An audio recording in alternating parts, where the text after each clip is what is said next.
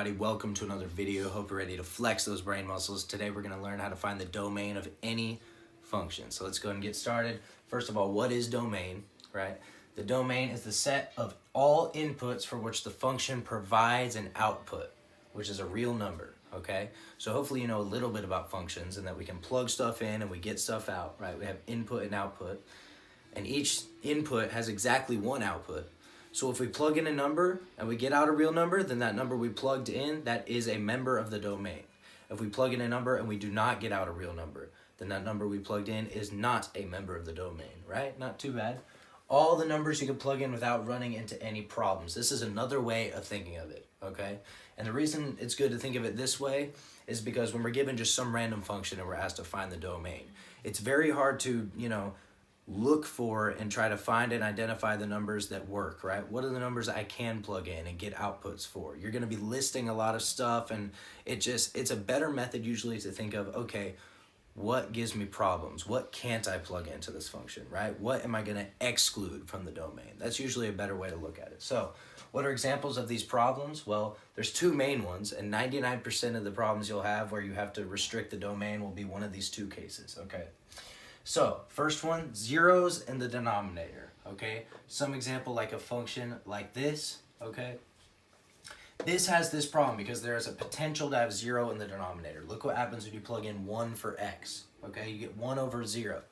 Well, why is this so bad? Well, 0 in the denominator is undefined, right? So we're plugging in 1 to our function and we're not getting a real number. We're getting something that's undefined. Therefore, 1 is not in the domain of this function. But any other number works. I could plug in any other number and I do not get 0 in the denominator. So any other number works. So I need to exclude 1 from the domain of this function. There's two ways to usually write this. We have interval notation. So I can write D for domain and I write it as an interval. So that means my domain is from negative infinity. I'm stopping at 1 because I'm not including 1 in the domain.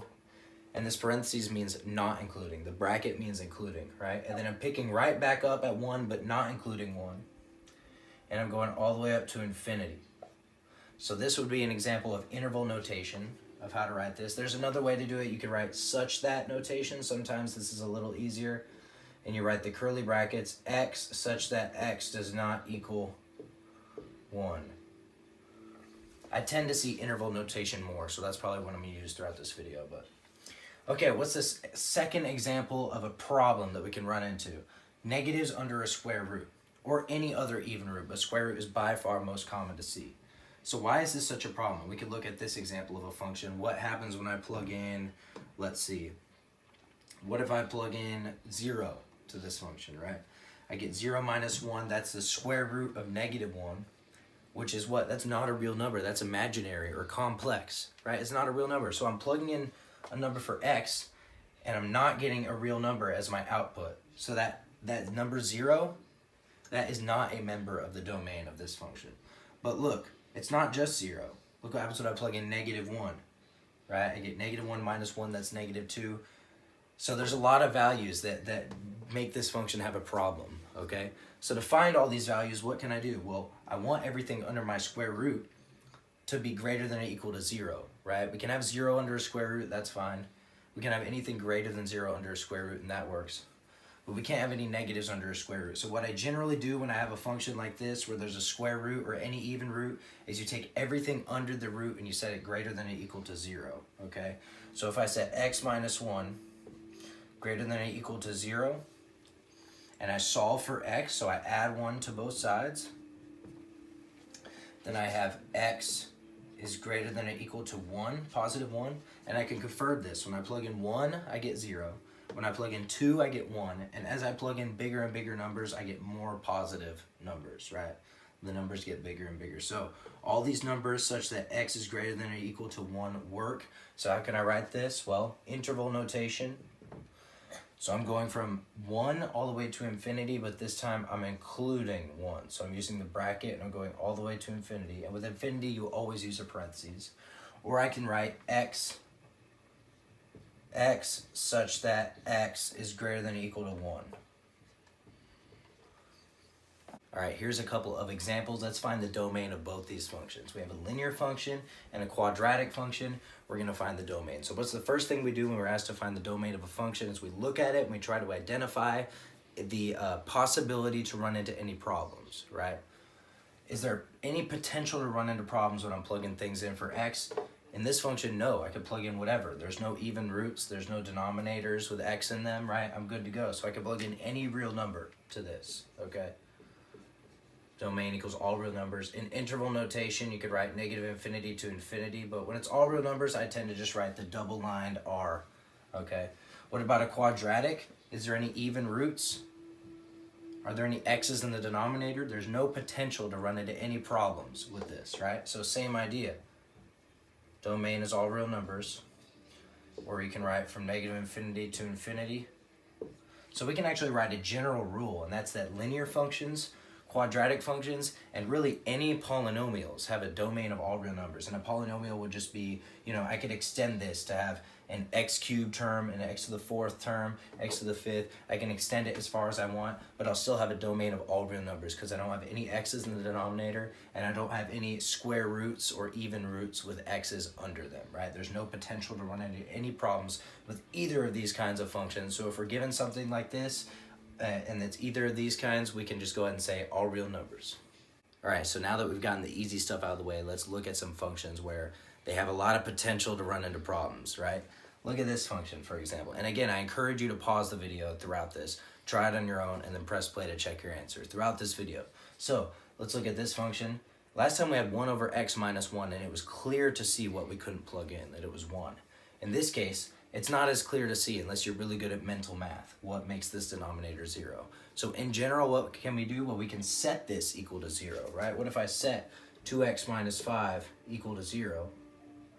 If I solve this, I'm solving for the x value that makes this whole thing 0, right? And that's exactly what I want to find. So I can solve this for x plus 5, and I get 2x equals 5, and then I can divide both sides by 2, and I get x equals 5 over 2. And I could double check this by plugging in 5 over 2. The 2's cancel. I get 5 minus 5. That gives me 0.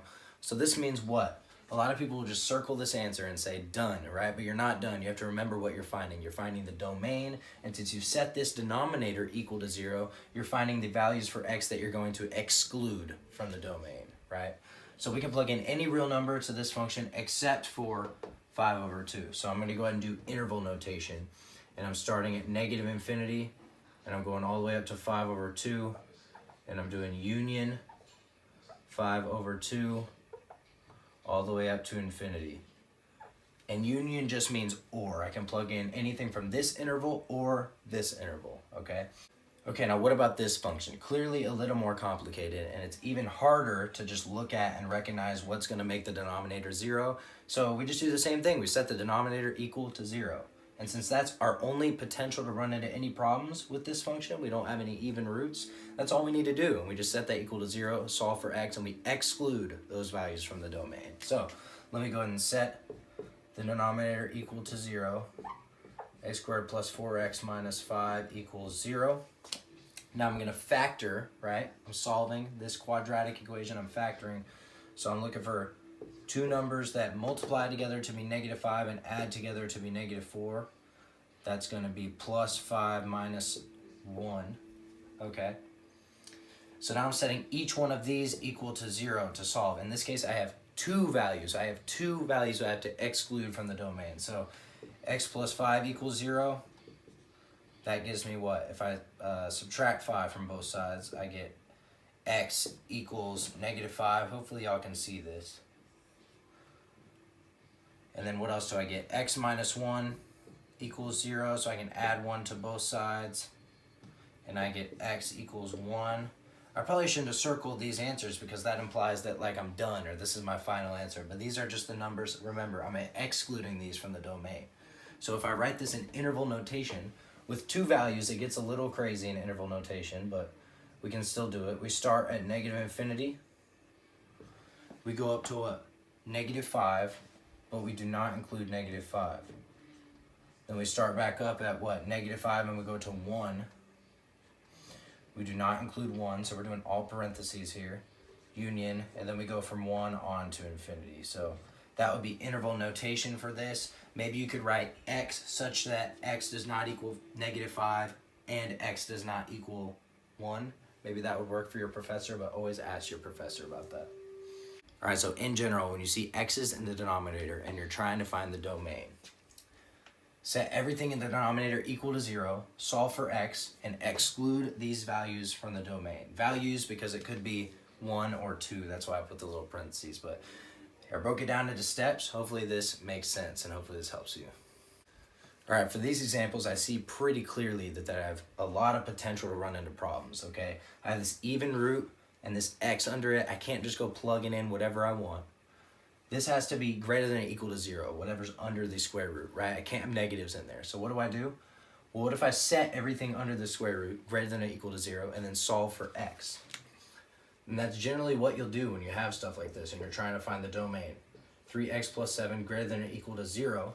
And if I solve this for x, I'll have an interval, and that interval is my domain for this function. So let's go ahead and solve. And again, these inequalities, the algebra works the exact same as if you were to have an equal sign, so don't freak out. The only difference is when you multiply and divide by a negative number, you flip the inequality. So just remember that. But okay, subtract 7 from both sides. Now I have 3x greater than or equal to -7. Now I divide both sides by 3, and I have x is greater than or equal to -7 over 3. Okay, what if I want to check this answer? Well, let's plug in -7 over 3. I get 3 times -7 over 3. The 3's cancel, and I'm left with -7 plus 7, that's 0, okay? 0 is fine under square root, that's fine.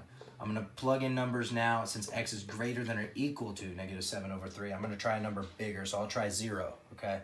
Plug in 0, I get 3 times 0, that's 0, plus 7, that's 7. Under a square root, that's perfectly fine, right? And as I keep plugging in bigger and bigger numbers, whatever's under this root is going to get bigger and bigger as well. So this is my interval for the domain of this function. So I can write this in interval notation. Am I going to have a parentheses or a bracket here, you think? A bracket, right? Because I'm including. It's greater than or equal to -7 over 3. So bracket -7 over 3 all the way to infinity, and that is my domain for this function. So what about this one? Same idea. I have potential for problems because I have a square root here and stuff under it, and especially this x, right? I need to do some investigating. So same process. I'm going to set this greater than or equal to 0 so I can find out what values I'm allowed to plug in for x. So greater than or equal to 0. Now what if I, let's see, add x to both sides, okay? Plus x plus x. Now I have what? 5 is greater than or equal to x. And I can rewrite this with the x on the left-hand side if that's any easier to see. I just got to make sure I keep the order of the inequality, right? So what does this mean? Well, x is less than or equal to 5. So these are the values for x I'm allowed to plug in, right? So what does this mean? Well, x is less than or equal to 5. So let's try plugging in 5. I get 5 minus 5, that's 0. But this time, instead of making our x values bigger and bigger, I'm making our x's smaller and smaller, right? Let me try to plug in 0. I get 5 minus 0, that's a positive number. And as x gets smaller and smaller, the number under this square root gets bigger and bigger, right? So what is my domain? Well, it actually ends at 5 because we're less than or equal to 5. So 5 is out here, right, with the bracket.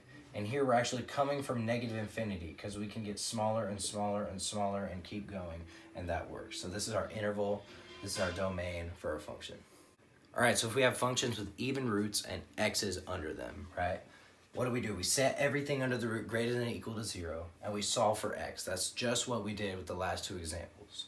The domain is now restricted to this interval. And the reason I say now restricted is 99% of the time, probably, whatever interval you get when you solve for x, that's going to be the domain of the function. But there are cases when there are additional restrictions, like what if you have, you know, an even root with x's under it, and you have other potential to have zeros in the denominator, right? There may be more than one restriction. So basically, the domain is now restricted to this interval. Look at the function and see if there's any more restrictions and take away those values, and then you have your final domain. And we'll go ahead and do one last example where that can happen. All right, last example. Let's go ahead and do it. Press pause, try it on your own, come back when you're done. All right, hopefully you're done and you're now checking your answers. So this is kind of a doozy because we have both cases, right? We run into both problems where I can potentially have zeros in the denominator and negatives under the square root. So this is kind of rare to see, but if you can do this example and get the domain of this function, then you can find the domain of any function. So let's go ahead and try it. First, I'm going to focus on my root at the top. I'm going to set everything under the root greater than or equal to 0, right? That's the first step. Set everything under the root greater than or equal to 0. You remember the second step? Solve for x, okay? I'm going to subtract 1 from both sides. I got 2x is greater than or equal to -1. Then I divide both sides by 2. Hopefully this is what you did. X is greater than or equal to -1/2. And remember, this is why when I broke down the steps, I didn't say, okay, well now you have your domain, because you may have to look. There may be other restrictions, which in this case they are. So this denominator now, I set it equal to 0, right? That's what I do when I have x's in the denominator. So I set the denominator equal to 0. And now I can solve. There's two ways I can do it. I can factor this. It's a difference of squares, and I can set each one equal to 0, or I can just move this 4 over and square root both sides. So I'm going to go ahead and do that. X squared equals 4. I could square root both sides, but when I do that, what has to happen? I have x equals plus or minus 2, right? So these are the values. What am I doing with these values? This is values I'm excluding from the domain. So I cannot plug in -2 or +2 to this function. What is with this? X is greater than or equal to -1/2. Well, this is what my domain is restricted to because of that root at the top. So anything that's not in this interval, in other words, anything less than -1/2, I cannot plug into this function. So let's think about this. We're excluding x cannot equal -2, x cannot equal 2, and x also has to be greater than or equal to -1/2. Well, this -2 is already less than 1/2, so we don't have to really worry about that because these restrictions kind of overlap, if that makes sense, okay? We do have to worry about the 2, okay? So I can start at -1/2 if I write this in interval notation. I can start at -1/2. I can go all the way up to what? To 2, but I'm not including 2 in the domain. And then I start back up at 2, and I can go all the way to infinity. All right, and that's it. That's the domain of this function. So hopefully this video helped. Again, just practice a bunch of problems, find the domain of a bunch of different functions, and you'll be a pro in no time. Hope this video helped. Hit like, hit subscribe if it did. Thank you for supporting me. Keep flexing the brain muscles. Keep making those brain gains.